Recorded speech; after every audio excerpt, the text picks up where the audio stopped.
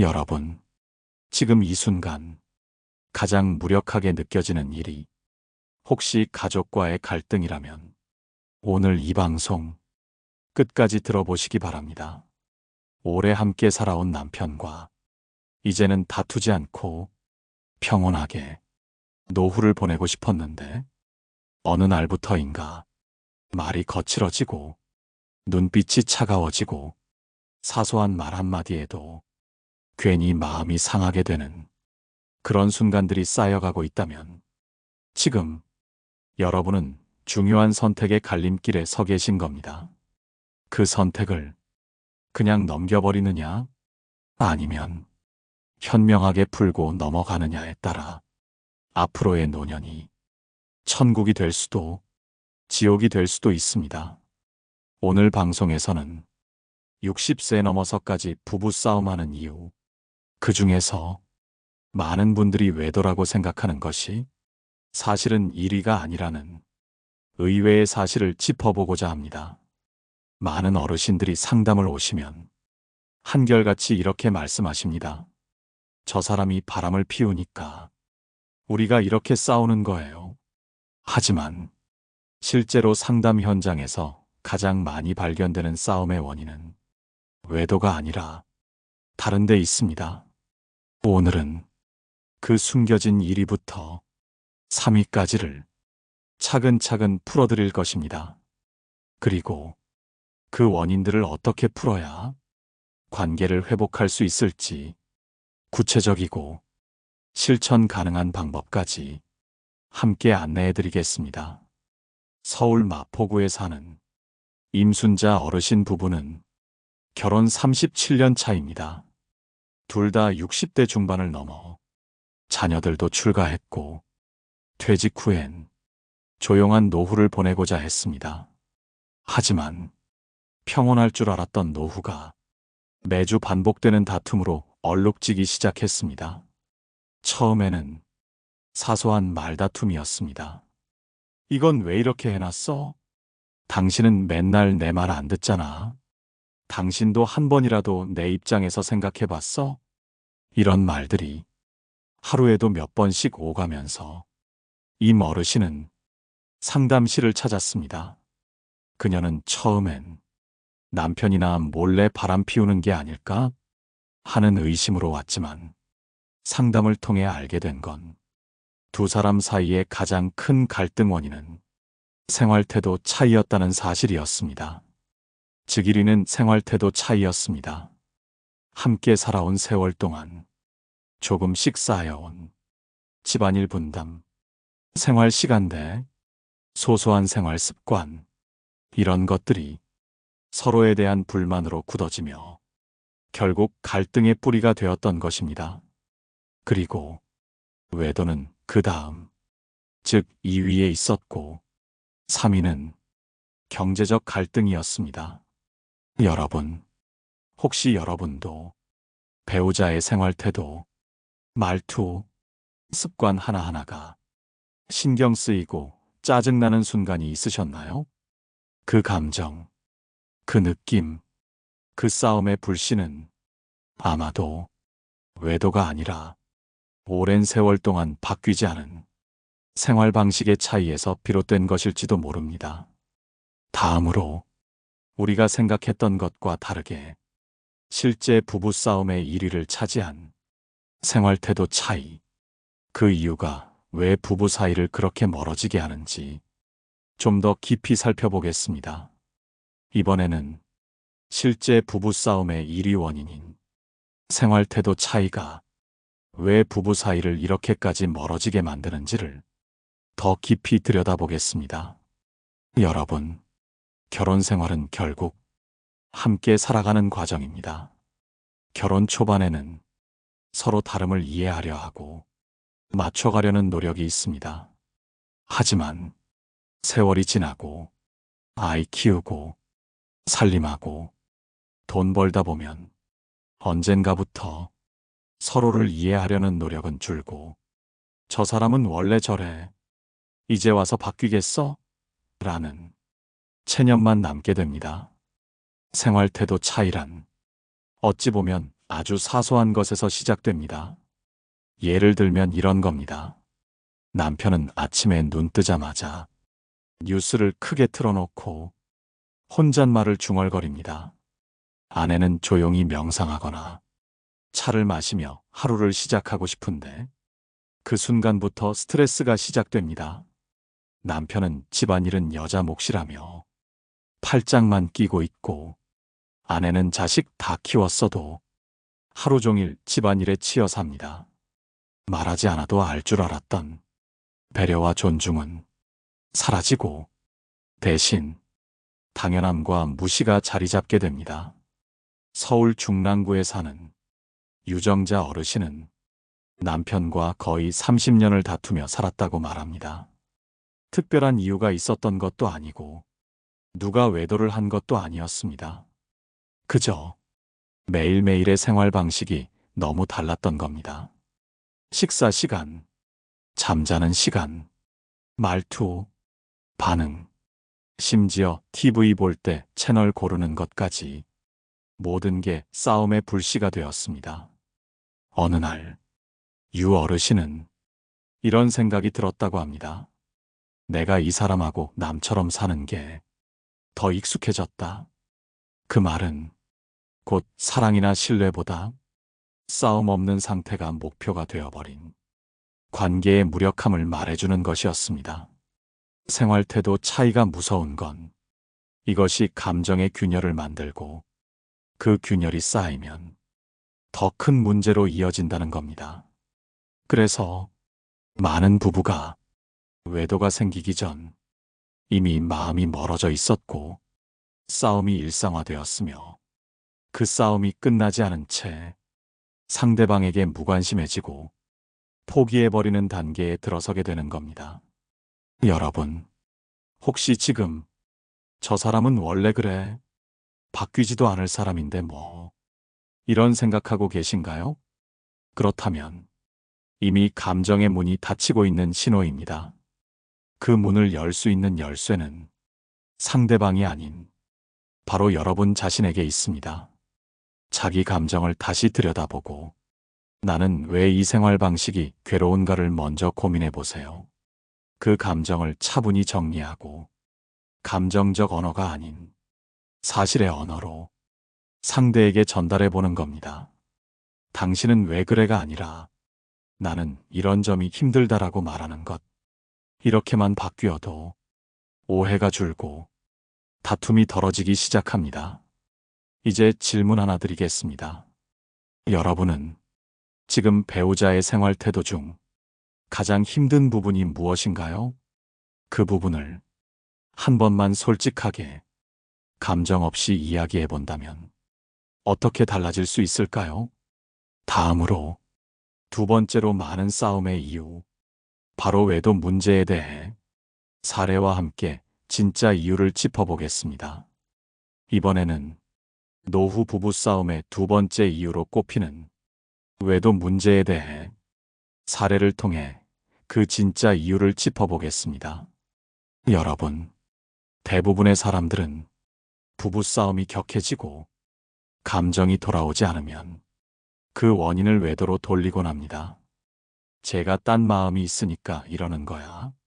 내가 뭘 잘못했겠어. 딴 여자가 생긴 거지.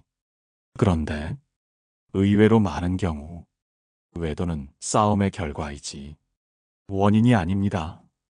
먼저 감정이 식고 먼저 마음이 멀어진 다음 그 틈을 타 다른 사람이 들어오는 겁니다. 경기도 안산에 사는 박금자 어르신은 결혼 35년 만에 남편이 외도 중이라는 사실을 알게 되었습니다.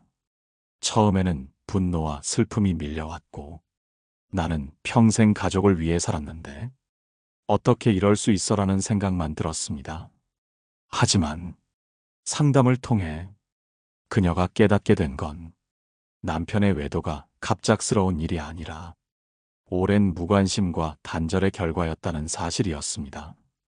두 사람은 오랫동안 같은 집에 살았지만 대화는 줄고 식사는 따로 했고 서로의 안부도 묻지 않았습니다.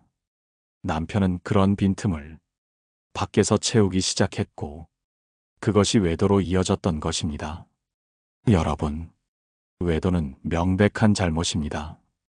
그건 분명합니다. 하지만 외도를 부른 바탕에 부부간의 소통 단절과 정서적 고립이 있다면 그 문제를 해결하지 않고 외도만 끊어내더라도 결국 같은 일이 반복될 수 있습니다. 충청북도 청주에 사는 이연숙 어르신의 경우는 조금 다릅니다. 남편이 외도 중임을 알았을 때 그녀는 단호했습니다. 내가 이 나이에 너랑 싸우느라 인생 낭비 못해. 이연숙 어르신은 감정적으로 폭발하기보다 자신을 보호하고 자신의 삶을 다시 설계하는 쪽으로 방향을 잡았습니다. 그녀는 남편에게 명확한 조건을 제시했습니다. 외도 관계를 정리하지 않으면 경제적 분리와 생활 공간 분리를 택하겠다고. 그 후 남편은 외도를 정리하고 오히려 아내에게 조심스럽게 다가오기 시작했습니다. 이연숙 어르신은 말합니다. 외도에 무너지는 게 아니라 외도를 기회 삼아 내 삶을 새로 세워야 했어요. 여러분, 외도를 겪은 사람은 말할 수 없는 상처를 안게 됩니다. 하지만 그 상처를 평생 곰게 놔둘 것인지 아니면 그 속에서 자기 삶을 지키는 길을 찾을 것인지는 오직 여러분의 선택입니다. 여기서 한 가지 질문을 드리고 싶습니다. 혹시 여러분은 배우자와 얼마나 자주 정서적인 대화를 나누고 계십니까? 단순한 일상 이야기 말고 마음속 이야기 말입니다. 오늘은 왜 기분이 안 좋아 보여? 요즘 뭔가 답답한 건 없어? 이런 말 마지막으로 건넨 게 언제인지 떠올려 보세요. 외도는 마음이 먼저 떠났을 때 몸이 따라가게 되는 결과입니다. 그 마음을 붙잡는 첫 걸음은 그저 따뜻한 한마디, 진심 어린 눈빛, 그리고 하루 5분의 대화에서 시작됩니다. 다음으로 노후 부부 싸움의 세 번째 이유, 바로 경제적 갈등에 대해 현실적인 사례와 함께 살펴보겠습니다. 이번에는 노후 부부 싸움의 세 번째 이유, 바로 경제적 갈등에 대해 현실적인 사례와 함께 살펴보겠습니다. 여러분, 한평생을 함께 살아온 부부가 이제 와서 돈 때문에 싸운다고 하면 참 안타깝죠. 하지만 현실에서는 놀라울 정도로 많은 부부들이 노후의 경제 문제로 갈등을 겪고 있습니다. 특히 은퇴 이후 수입이 급격히 줄어드는 시기, 생활비, 용돈, 병원비, 자녀 지원, 여행 경비 같은 문제들이 실제 부부 사이에 큰 긴장과 충돌을 가져옵니다. 서울 도봉구에 사는 정진수 어르신 부부는 결혼 40년 차입니다. 남편은 공무원으로 정년퇴직했고 아내는 전업주부였습니다. 처음엔 퇴직금과 국민연금으로 어느 정도 안정적인 생활을 유지했습니다. 하지만 몇 해 지나 생활비와 병원비가 늘어나고 딸의 결혼 자금까지 부담하게 되자 조금씩 돈 문제로 다투기 시작했습니다. 정 어르신의 아내는 생활비를 아끼려고 반찬 하나라도 더 싸게 사려 했고 남편은 이제까지 고생했으니 좋은 데 가서 외식 좀 하자며 의견을 달리했습니다. 이 작은 차이가 결국 서로를 이해하지 못하는 감정 싸움으로 이어졌고 내가 버는 사람이니까 내가 쓰는데 간섭하지 마. 당신이 돈 관리를 했으니 이 책임도 당신 몫이야. 이런 말들이 오가며 신뢰가 무너졌습니다. 여러분, 돈은 원래 감정을 실어 나르는 그릇입니다. 사랑과 감사가 담기면 돈이 행복의 수단이 되고 불신과 의심이 담기면 돈은 날카로운 칼이 됩니다. 노후에 돈을 이유로 싸우지 않으려면 먼저 서로의 경제 상황을 정확히 이해해야 합니다. 얼마를 벌고, 얼마를 쓰고, 어디에 쓰이는지를 투명하게 공유하는 것. 이것만으로도 많은 오해를 줄일 수 있습니다. 또한 돈에 대한 가치관 차이를 인정하는 것도 중요합니다. 누구는 10만 원짜리 옷 하나에 후회하지 않지만 누구는 그 돈이면 며칠을 버틸 수 있다고 생각합니다. 이 차이를 틀렸다고 보지 말고 다르다고 인정하는 것이 갈등을 줄이는 첫걸음입니다. 충남 천안에 사는 박순애 어르신은 남편과 부부 예산 회의를 매달 한 번씩 합니다. 수입, 지출, 예상 비용을 함께 점검하고 이번 달은 여행비를 줄이자, 다음 달은 병원비에 집중하자, 같이 합의해서 결정합니다. 이 작은 회의 하나로 갈등이 줄고 서로에 대한 신뢰가 깊어졌다고 합니다. 여러분, 혹시 지금 돈 문제로 배우자에게 말 못할 걱정이 있으신가요? 아니면 배우자의 돈 쓰는 방식이 속상하신가요? 그렇다면 지금이 바로 말 꺼내는 법을 다시 배울 때입니다. 이건 왜 썼어? 대신 이렇게 쓰면 어때? 이번 달엔 이런 일이 있었는데 어떻게 하면 좋을까? 하고 상대방을 비난하지 않고 함께 고민하는 말로 바꿔보세요. 질문 하나 드리겠습니다. 여러분은 최근 한 달 가계부를 들여다본 적 있으신가요? 함께 앉아 경제 상황을 나눈 적은 있으신가요?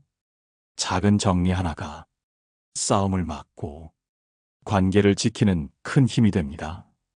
다음으로 이 세 가지 싸움의 원인을 어떻게 예방하고 건강한 대화로 바꾸는지 실천 가능한 해결책들을 나눠보겠습니다. 이번에는 앞서 말씀드린 생활태도 차이 외에도 경제적 갈등이라는 세 가지 싸움의 원인을 어떻게 예방하고 건강한 대화로 바꾸어 갈 수 있을지에 대해 실천 가능한 해결책들을 함께 나눠보겠습니다. 여러분, 부부싸움은 결국 마음이 다쳐서 생기는 일입니다. 마음이 다치지 않게 하려면 생활 속에서 조금씩 서로를 이해하고 배려하려는 의식적인 노력이 필요합니다. 첫 번째 실천은 상대의 언어로 대화하기입니다. 우리는 대부분 자신이 익숙한 방식으로 말합니다. 하지만 그 말이 상대에게는 상처로 들릴 수 있다는 걸 종종 잊곤 하죠. 예를 들어, 당신은 왜 맨날 그러냐고 말하면 공격처럼 들리지만 나는 이런 상황이 반복되면 힘들어라고 말하면 상대도 방어적이지 않고 조금은 귀 기울이게 됩니다. 부산에 사는 홍정희 어르신은 남편과의 갈등을 줄이기 위해 대화 습관부터 바꾸셨습니다. 상대를 탓하기보다 자신의 감정을 솔직하게 나는으로 시작해서 표현하셨습니다. 나는 서운해. 나는 힘들었어. 그랬더니 남편도 점점 자신의 감정을 말하기 시작했고 싸움 대신 대화가 늘어났다고 합니다. 두 번째 실천은 하루 5분 대화의 시간을 정하는 것입니다. 아무리 바빠도 같은 집에 살아도 진짜 대화가 없으면 그건 혼자인 삶과 다르지 않습니다. 하루에 단 5분이라도 눈을 마주치고 그날 있었던 일이나 느낌을 나누는 시간을 만들어 보세요. 강원도 원주에 사는 이은주 어르신 부부는 저녁 식사 후 항상 차 한 잔을 놓고 앉아 5분씩 서로의 이야기를 나눕니다. 처음엔 어색했지만 지금은 하루 중 가장 기다려지는 시간이 되었다고 합니다. 세 번째 실천은 기억을 꺼내 말하는 것입니다. 기억은 서운함도 남기지만 함께 웃었던 순간도 품고 있습니다. 우리 예전에 어디 갔을 때 기억나? 그때 당신이 나 위해 해줬던 말 아직 생각나. 이렇게 좋은 기억을 의도적으로 꺼내 말하면 그 기억이 지금의 마음을 부드럽게 감싸줍니다. 인천 연수구에 사는 남재원 어르신은 결혼 45주년 기념일에 그동안 함께 찍은 사진을 앨범으로 만들어 아내에게 선물하셨습니다. 아내는 한 장 한 장 넘기며 싸웠던 날들보다 웃었던 날들이 더 많았음을 느끼고 오랫동안 눈물을 흘렸다고 합니다. 여러분, 부부 사이에 크게 무너지는 건 단 한 번의 사건 때문이 아니라 작은 다툼, 말 한마디, 무심한 태도가 오래 쌓였기 때문입니다. 그 반대도 마찬가지입니다. 관계를 회복하는데 거창한 뭔가가 필요한 게 아닙니다. 다정한 말, 짧은 눈 맞춤, 고맙다는 한마디, 이런 작고 부드러운 실천이 상처를 덮고 마음을 다시 열게 만드는 가장 큰 힘이 됩니다. 질문 하나 드립니다. 여러분은 오늘 배우자에게 어떤 말을 건네셨나요? 혹시 싸움이 일어나지 않기 위해 아무 말도 하지 않으셨던 건 아닌가요? 그렇다면 오늘 이 방송이 끝난 뒤 한마디 작은 진심을 전해보세요. 다음으로 오랜 부부관계를 건강하게 유지하기 위해 철학자와 심리 전문가들이 전하는 지혜로운 조언들을 나누겠습니다. 이번에는 오랜 부부관계를 건강하게 유지하기 위해 철학자들과 심리 전문가들이 전한 지혜로운 조언들을 함께 나누어 보겠습니다. 여러분, 사람은 누구나 가장 가까운 사람에게 가장 쉽게 상처를 주곤 합니다. 그 이유는 익숙함 때문입니다. 이 사람은 내 편이니까 이 정도는 말해도 괜찮겠지 하는 마음이 어느 순간 배려와 존중을 앗아갑니다. 그러다 보면 가장 지켜야 할 관계를 가장 허술하게 다루게 되고 결국에는 돌이킬 수 없는 간극이 생겨납니다. 그렇다면 어떻게 해야 이 익숙함 속에서도 서로를 존중하고 긴 세월을 함께 잘 살아갈 수 있을까요? 첫 번째 지혜는 고대 로마 철학자 세네카의 말에서 찾을 수 있습니다. 그는 이렇게 말했습니다. 가장 가까운 사람에게도 언제나 낯선 이처럼 존중하라. 그 존중이 관계를 오래 지탱해준다. 여러분, 이 말의 뜻을 곱씹어보면 우리가 가족에게 얼마나 함부로 말하고 함부로 행동했는지 돌아보게 됩니다. 가까운 사람이기에 더 조심하고 더 공손해야 한다는 것. 그것이 세월을 견디는 지혜입니다. 두 번째 지혜는 심리학자 존 가트맨 박사의 연구에서 확인됩니다. 그는 수많은 부부의 대화를 분석해 한 가지 흥미로운 결과를 밝혀냈습니다. 바로 성공적인 부부는 갈등의 순간보다 다정한 순간이 많다는 것입니다. 정확히 말하면 다정한 행동이 갈등보다 5배 많아야 그 관계는 건강하다고 합니다. 즉 싸울 수는 있습니다. 하지만 싸운 뒤 다정한 말, 작은 손길, 미소 한 번, 그런 것들이 더 많이 쌓이면 그 관계는 무너지지 않는다는 겁니다.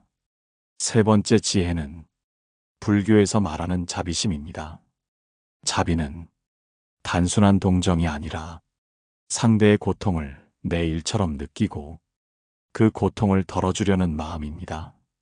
배우자가 짜증을 내고 불편한 말을 할 때 그 감정 뒤에 혹시 아픔은 없는지, 지친 마음은 없는지 자비심으로 바라본다면 싸움이 아닌 이해의 길이 열리게 됩니다. 경상북도 경주에 사는 백성의 어르신 부부는 이런 실천을 하고 있습니다. 일주일에 한 번 서로의 얼굴을 마주보고 한 가지씩 고마웠던 일을 말하는 시간입니다.